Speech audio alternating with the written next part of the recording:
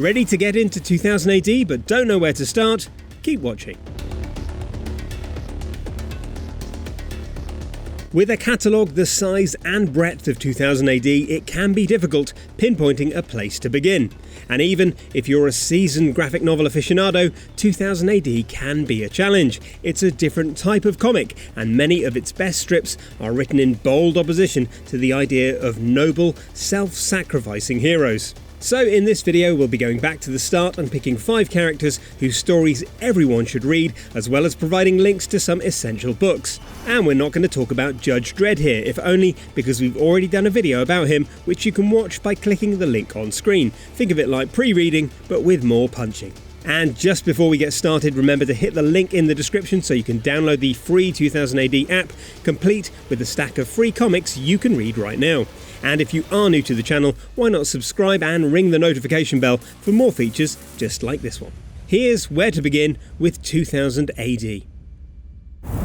2000 AD is at its best when it challenges our expectations, and that's why Nemesis the Warlock is the perfect place to start if you want to understand the wry, subversive nature of the galaxy's greatest comic. Here the villains look like humans and the hero is a fire-breathing demon. I don't know if you could hear the air quotes around hero, but I promise they're there. The universe is falling under the xenophobic control of the star-spanning Termite Empire, a future version of Earth that represents humanity's worst bigotries and a place that makes Megacity 1 look like Butlins. The alien sorcerer Nemesis becomes the self-appointed leader of the revolutionary forces that oppose them, but as ever, even his motivations aren't entirely selfless. And as grim as that all might sound, Nemesis is funny. It's a smart, satirical look at how awful humans can be, and one that hides its savagery beneath comedy that's blacker than a bin bag of tears. It's also home to one of the most deliciously evil villains in comic history, the fanatical Torquemada, whose catchphrase "Be pure, be vigilant, behave" became so widespread it was graffitied on the Berlin Wall.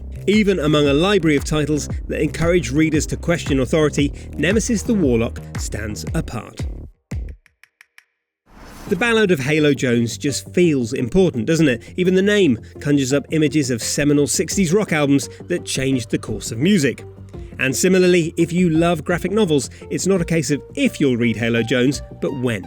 The story's impact is at odds with how ordinary the hero is. Halo is an every woman thrust into a series of events that upend her otherwise unimportant life.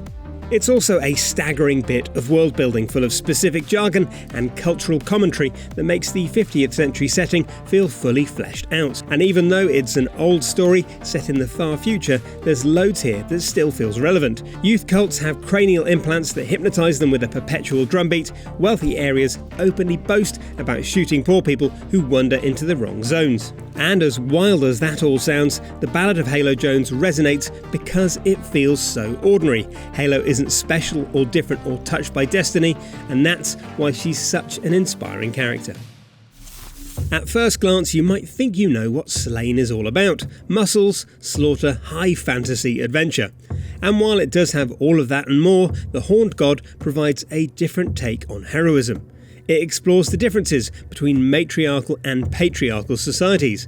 It gives us a hero who's encouraged to question his motivations, and it provides a very modern warning about the danger of trying to control everything in our lives. Now, that doesn't mean there isn't room here for axes and battles and absolute chaos, and the scale of the finale makes Lord of the Rings look like 2 sickly boys fighting behind the bike sheds. But there's a depth to the story that will surprise anyone unfamiliar with the comic. It's packed with nuggets of Celtic folklore and historic fact, and there's a depth and richness to the mythology that makes Sláine feel like we're reading an account of something real and lost, rather than just another fantasy epic. And, as you can probably tell by now, the artwork by the legendary Simon Bisley almost engulfs you. The Horned God is a kaleidoscopic, dreamlike experience that feels like a place you've visited, not a book you've read. Zenith is another great example of how 2000 AD does stuff differently.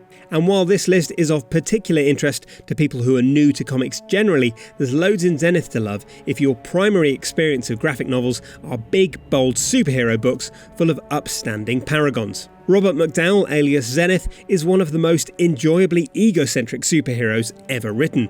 At the time, he represented the perfect example of a Generation X protagonist. Vain, self-centered, and initially more interested in using his abilities to promote a tepid pop career than to fight injustice. There are moments in the collected editions that do feel like classic, explosive superhero fare, but it's the wider context that makes Zenith so compelling. It provides running commentary on British politics and lampoons the things we know and love. Few things sum up Zenith better than millionaire media tycoon Scott Wallace, who bears more than a passing resemblance to Richard Branson, sharing his plans for world domination while wearing a comic relief novelty red nose. It's touches like this that elevate Zenith from a familiar story to something that feels like a unique, revealing product of its place and time. Zenith is funny, perceptive, and essential. Many 2000 AD stories focus on petty human prejudices. Even the implacable Judge Dredd, on occasion, has shown sympathy for mutants. But few stories manage it with the flair and humanity of Strontium Dog.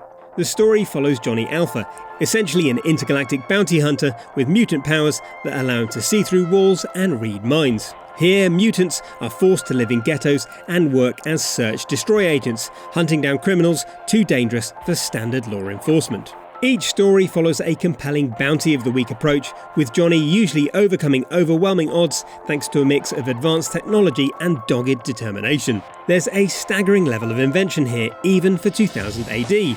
Simple, satisfying weapons like electrified brass knuckles sit alongside time bombs which move victims forwards or backwards in time, by which time the planet has progressed along its orbit, leaving them in the frozen void of space. And Johnny is ably assisted by his Viking companion Wolf Sternhammer, one of the best named characters in comic history, whose bluff, straightforward manner provides a great foil during Johnny's more introspective moments. For a comic about a mutant who can see through walls, stories don't get much more human than Strontium Dog.